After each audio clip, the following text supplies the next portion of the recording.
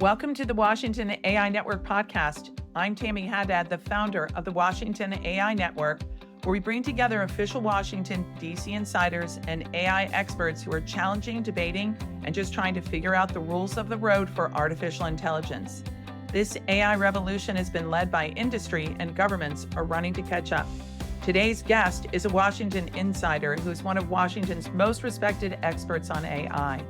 Linda Moore is the CEO of TechNet, which is working with lawmakers and private industry on how to best educate and develop policy to use and grow the use of AI responsibly. Moore's career has evolved from a top advisor in the Senate and the Clinton administration to running TechNet. At 10 years here now, a national bipartisan network of technology CEOs and senior executives that promote the growth of the innovation economy. Thank you for that, Linda. As the White House, Capitol Hill, and state governments work to find the best path forward, Linda Moore is a key part of those conversations. Thanks for listening. Linda Moore, welcome to the Washington AI Network podcast. Thank you for having me, Tammy. I appreciate it. I'm so glad you're here. You've been working on all of this for such a long time. I want to begin by talking about TechNet's role on this path forward for AI. Yeah, TechNet was founded in 1997 in Silicon Valley. We have 93 member companies, and we work with them to develop the best practices on technology policy at the federal and the state level. We serve as a resource to federal and state policymakers when they're trying to understand new technologies and the business models around them and the best policies to put in place that will really work in the real world in tech companies. Well, I can't wait to ask you about the fight between the states and the feds. But let's start first on where legislation stands. You've been working on this a long time. You're watching all of these conversations take place. Here at the Washington AI Network, we're bringing together a lot of the members. We're talking to staff from the White House, all over. And there's just not a clear path. Do you see one? No, but I think that it's really heartening to see that U.S. policymakers are really taking their time to understand the technology before regulating it.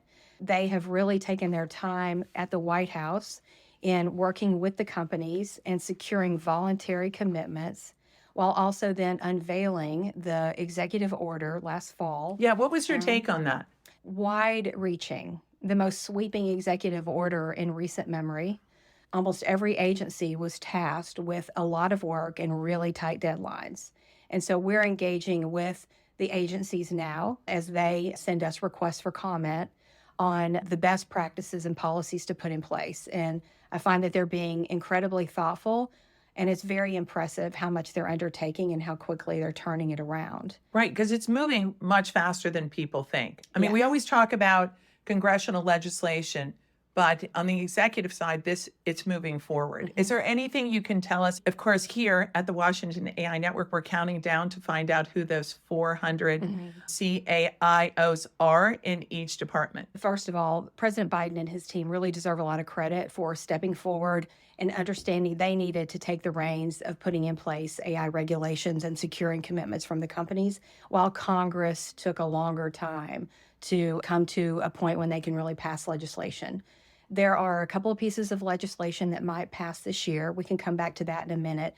But in the meantime, the agencies in the White House are making terrific progress on a lot of areas. And I feel that also we've got all the international work going on, right? Well, tell us about that. Yeah, so we've got the EU AI Act that is set to be passed by the EU in April. There was just news today on just another hoop they jumped through to get to passage.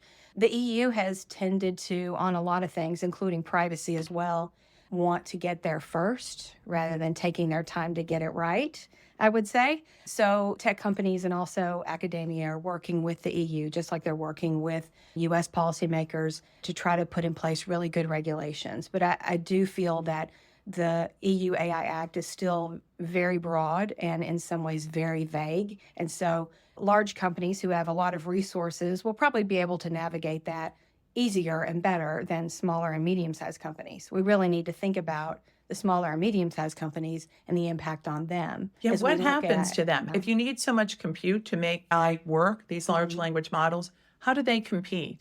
Well, large language models are just one part of AI, right? right? One of the things that we found when we were doing the polling for AI for America, our initiative that is set up to demystify and familiarize people with AI, is that a lot of people feel that AI just burst upon the scene with ChatGPT. That's not the case. We've been using AI for decades. People use it every single day when they navigate traffic, when they ask Siri or Alexa to do a task for them, when they're surfing the web to do research. And so, familiarizing people with, no, this is something you've been using for a long time is a real aha moment for people. We also found that people had this feeling that there were no rules of the road and no laws at all that apply to AI. That's not true. Anything that you do that is assisted with AI that's against the law, it's against the law. Right. You can and will be prosecuted. But don't you think that's know. because social media hasn't really been regulated and because people keep talking about that it's the wild, wild west? I mean, that's a real issue, right? How do you get people to feel like this is something that helps them and it's not going to hurt them? Yeah, and that is the whole point of AI for America. And we're very clear-eyed about it. Recognizing the genuine risks associated with AI is a very important part of responsible development and deployment.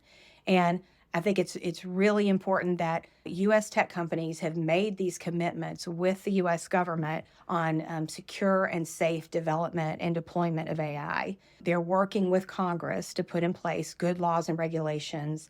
And then also they're setting up their own bodies and working with their outside organizations on safety and evaluations and benchmarking and red teaming and all of the things that they need to do to make sure that they win people's confidence and support for AI and that it is put together and rolled out in a way that is beneficial to all Americans. Let's go to the congressional legislation because we were lucky, I think, to interview Congressman Mullen and Jay Obernolte and started talking about these issues. First, let me ask you, Obernolte talked about this idea of instead of watermarking synthetic material to go back to any original material or the authentic, whatever you want to call it, and watermarking that. If you start there, instead of going to all the companies, big, small, everybody around the world and say, hey, you need to align and watermark your material. What do you think about that idea? Do you guys have a position on that? No, not really. It's something we're definitely paying attention to. There are lots of different ideas out there that are all good about how to tag, mark, and make sure that the data is embedded in a way that it can't be removed or changed as it goes through the cycle of being shared online and via email and those kind of things. So we welcome any and all ideas. A part of what you're going to see from the large tech companies around the Munich Security Conference this Friday is addressing some of these issues. It is developing the best practices on watermarking, tagging information that is AI digital content so that people can understand this is what I'm looking at. It is an AI generated image. They're also focused on IDing and ferreting out, flagging and removing AI digital content that is disinformation and misinformation. Well, because And these so- elections, half the world is voting Exactly. this year. Yeah, so I think it's super important, and I'm really glad to see all the companies are coming together here only a month and a half into the new year because we have to get all this right. And the companies understand that, and they're working together to make sure that people can have confidence in democracy and the processes and their commitment to stamping out misinformation and disinformation. Yeah, it's funny because maybe it's just because we're in the news media side, political side, that there's so much worry because of what Elon Musk has done at X. It played such a critical role in news coverage as people cut the cord and find news online. There was the George Santos election campaign. And when he was running, a local newspaper actually had all this information about his fake resume and all those issues, but they weren't on Twitter and they didn't really have a good website. So no one knew that this information already existed and it wasn't disseminated, right? So now we have X where there's not going to be a push to have more political information. Meta came out and said pretty much the same thing. So it is even more incumbent on the companies to do it. And you're saying you think they feel that. They do. They do. And honestly, TechNet has weighed in on this too with the FEC, the Federal Election Commission. We have made it clear to them that we believe they have the authority to make it very clear that the deceptive depiction, visual or voice, of an elected official or someone seeking federal office that is not authorized, that is disseminated by their opponent, is absolutely not acceptable, and is definitely against FEC guidelines. We also have said that that should be applicable at the state level too. FEC obviously doesn't have jurisdiction over that, but at TechNet we do 50 state advocacy as well. And so we are right now tracking today at this moment 297 AI bills. 297. Wow. It'll eclipse 300 by the end of today. I'm confident of that. Last year we tracked 69 AI bills. Okay, a lot of the legislative sessions haven't even convened yet. Does that give you a sense of the volume? Right. You're scaring me now.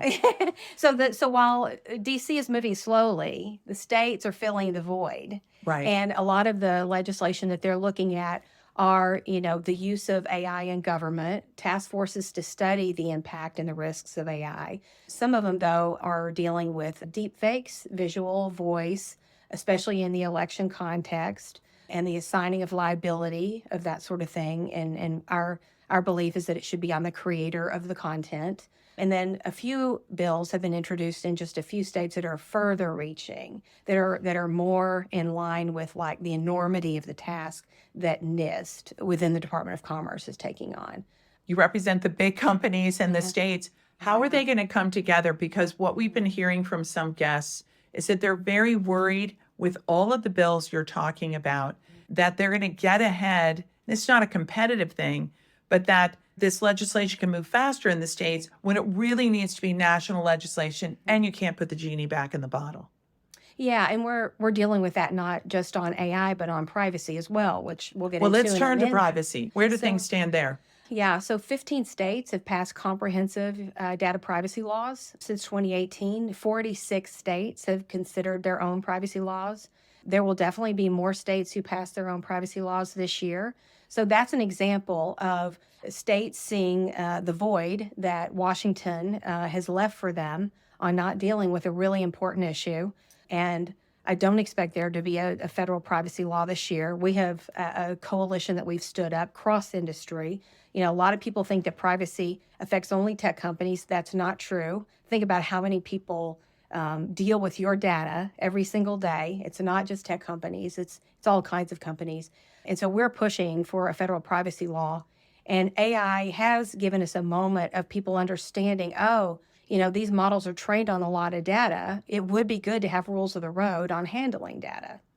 Meanwhile, back in the States, they're passing privacy laws at a fast clip. And so we're working with policymakers to try to find at least common themes among the privacy laws so that they're more interoperable, because having vastly different privacy laws from state to state is not only confusing consumers, but it also is confusing businesses. And small and medium-sized businesses cannot keep up with this ever-changing, ever-growing, hey, did you see the latest today kind of privacy landscape that is delivering regulations on them of how to handle data. Larger companies would have an easier time with it. They have more resources. But smaller and medium-sized companies are our main concern. Right. And do you think that these laws in states that have been passed have stifled innovation? I will say that yes, they have. Do we believe, though, that people should have the ability to access, correct, and delete their data and control their data? We do. So we're just trying to work with policymakers on understanding what their goal is, they're trying to achieve, and providing the best advice that we can on here's how to achieve your goal, here's how to make this really impactful for consumers and also workable for companies. The most important thing is for companies to have certainty, to understand the rules of the road and the way to comply with laws and regulations. And right now, we have a very uncertain landscape on privacy because of all the change at the state level, the lack of activity at the federal level, and then that's applicable to AI too. But the AI as a technology is evolving and developing really quickly. So it's understandable that there aren't laws and evaluations in place already to test these things. So let's talk about testing. The executive order called for new standards for AI safety and security, right? So how does that safety testing work? Does it work the same for Microsoft and the small company? Well, that's the worry for the small companies in particular, is that they don't want the same rules of the road for a smaller, less powerful system and a use case that is not risk-based. So our main focus is, let's really think about this in terms of the risk that it could pose to an individual or to society. Put most of your time and attention and focus on that. There are lots of really good use cases right now, today, that are securing critical infrastructure, helping ferret out fraud and abuse online, access to financial institutions, and the ability to steal, all those things. AI is doing a great job on a lot of fronts for us today. And so, there are different layers within the U.S. government and also within international bodies dealing with the different levels of threat. So you have the Frontier Model Forum that is really focused on the highest, most powerful AI models and the theoretical, hypothetical risks that could come into play at some point. Then you've got the other organizations and entities. The EU Safety Institute is focused on the very far-reaching, hypothetical, in the future, kind of risks too.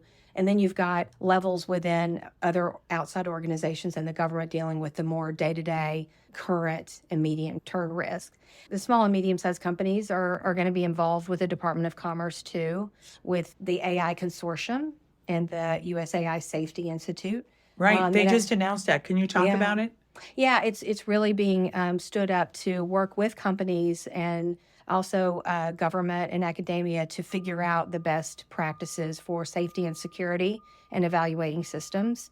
A lot of this, as I mentioned before, is evolving because as these are new systems and evaluations need to be put in place. In the meantime, the companies are doing their own internal evaluations to ferret out any kind of threat to safety, security, bias, any of those kind of things that they need to fix. And then they're also using themselves and also teaming with government on red teaming. Right. So there are, U.S. government sanctioned red teaming sessions too, where people are literally tasked with finding the safety, security, bias, those kinds of risks in the system. How do you handle the idea that many people have that AI is for the elites and it's not for me?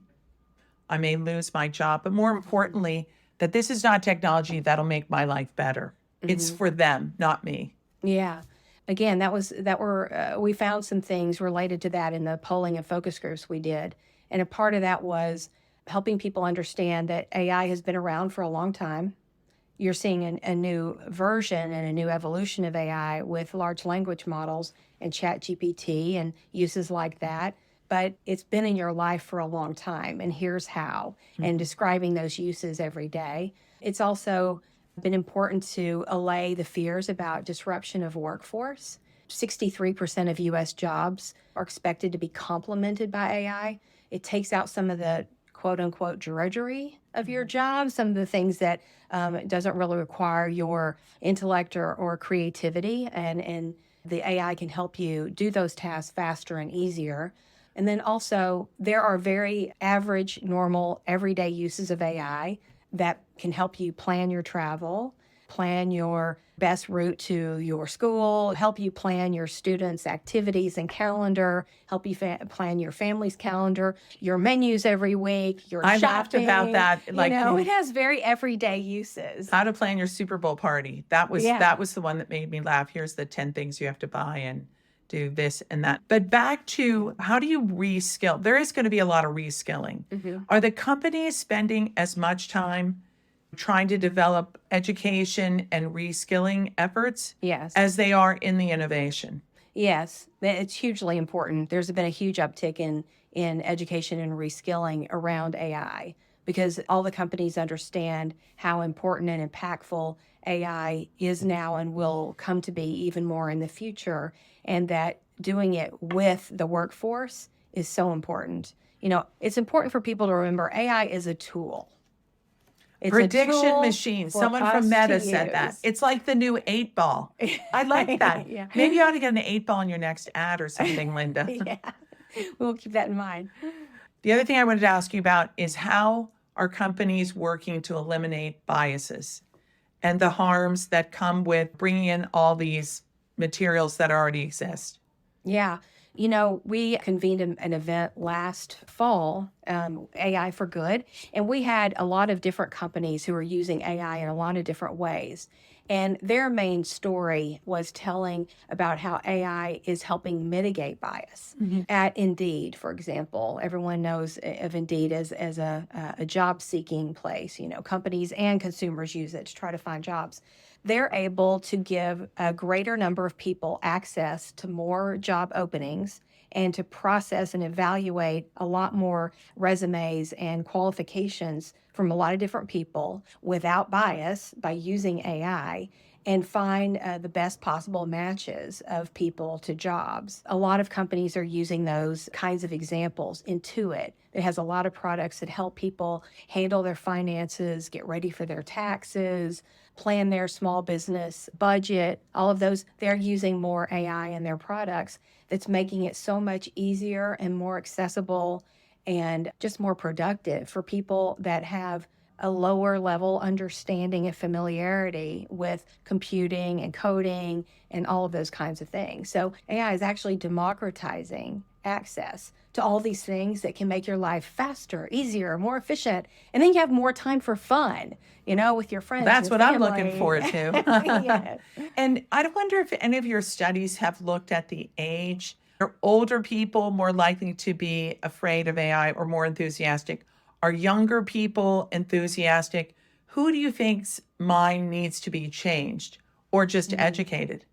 Yeah, older people, and that's understandable. Like any new technology, the older generation is usually, a little bit lags behind on the adoption of it. But I think that can totally be fixed. It will be, I think, easy for not only their family members, but also for AI to make it easy and accessible for them. But we're here at the very beginning. It's going to take a little bit of time, but we'll get there. Just like they adopted cell phones and smartphones and computers and emails and texting and all that other stuff. And young people are embracing of it, but they also are mindful of what it could mean for them in the workforce and what it means for the workforce overall. So that's really important to get right. And government and academia and the companies are very focused on that. And then I would say the people who are just less, tech familiar and don't really feel like they work in the innovation economy or the information economy. But this is going to be used in factories. It already is being used in factories and all kinds of companies that you don't think of as being Right. sort of Uber. tech-centric. Exactly. But also Uber drivers are using it every day. Exactly. But also, GM, Ford, motor plants use AI all the time. I know they are because I so- can't figure out how to operate my new car. I feel like there should be an AI chatbot for Yeah. something like that because it's too complicated for me. And some cars have that now. There's an assistant. Oh, please That you just say, slip that to me help after me, this. help me do X, Y, Z, and it walks you through it. Yeah.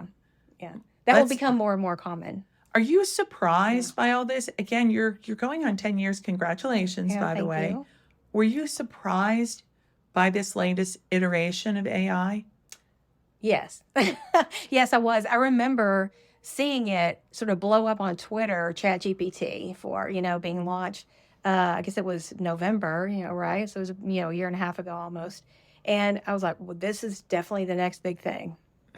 This is definitely it, and seeing how all of my members were interacting with the conversation on X and other platforms and how they were starting to use it just to see what it could do Right. Yeah. and commenting on it. And then also talking about all the different business applications they could already see for it and how people could use it in their everyday life. Yeah, it was just fun watching that play out over basically my Thanksgiving and Christmas holidays back then.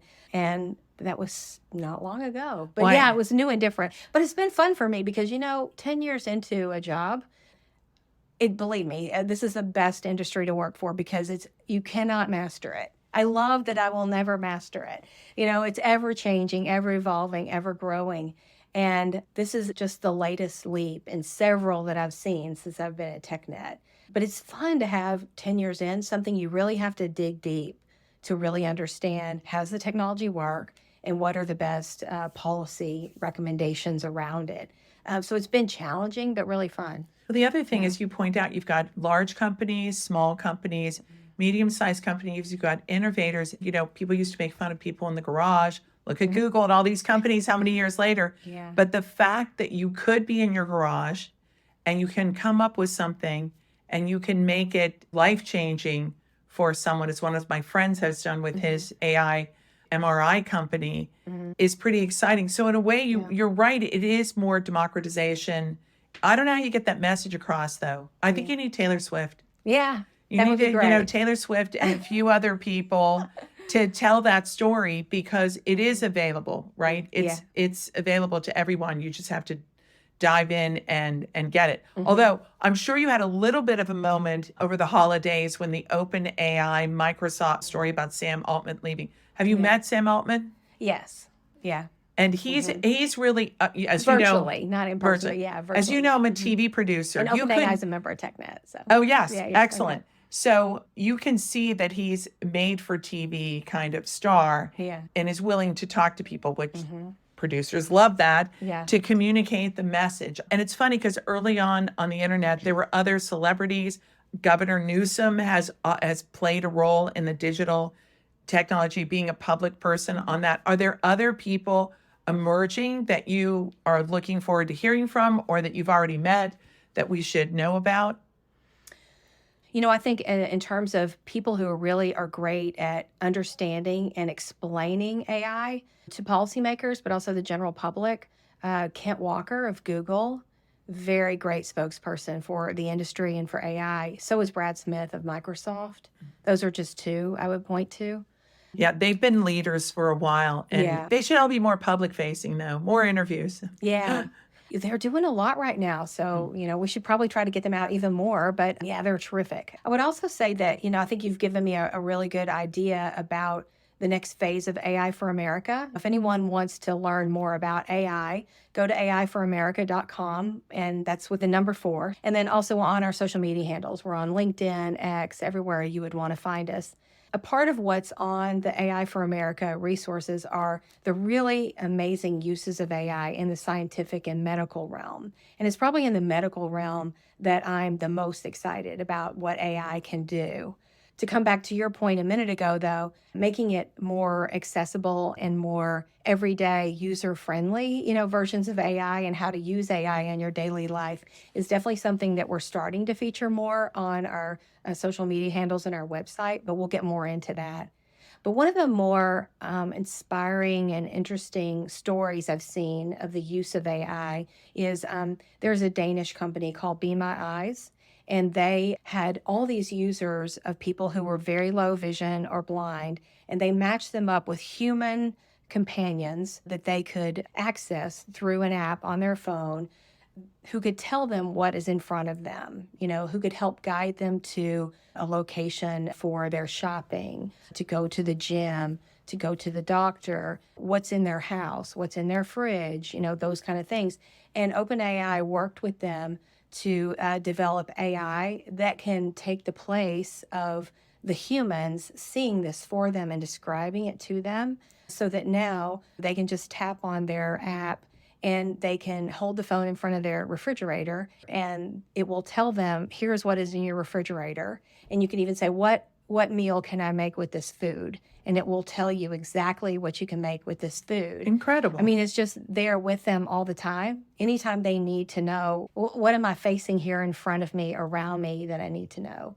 And there are all kinds of new AI discoveries every single day on how you identify dementia and Alzheimer's earlier and earlier so that you can seek treatment and help. But also, even just the other day, you might have seen this story too, there are robots now that can provide really familiar, conversational, human-like interaction for people who are dealing with dementia and Alzheimer's that is not just about care and not just about have you taken your pills on time, but it's also about conversations and memories and their family and other things that are important to them so that they live a good, healthy, meaningful life. So the scientific discoveries around healthcare, to me, are the most exciting. We're just scratching the surface. And what it's doing on the discovery, detection, and treatment of cancer is another area that I'm super interested in. Well, that's an incredible way to end this interview. So hopeful and so exciting that people are actually getting help they need and bringing people together. Mm-hmm. Linda, thank you so much. Thank you for all you've done. I hope you take a victory lap on these 10 years. Technology has changed everything in our lives. And I can't thank you enough for being here. Thank you for having me, Tammy. I appreciate it. Thank you for listening to the Washington AI Network podcast. Be sure to subscribe and join the conversation. The Washington AI Network is a bipartisan forum bringing together the top leaders and industry experts to discuss the biggest opportunities and the greatest challenges around AI. The Washington AI Network podcast is produced and recorded by Haddad Media. Thanks for listening.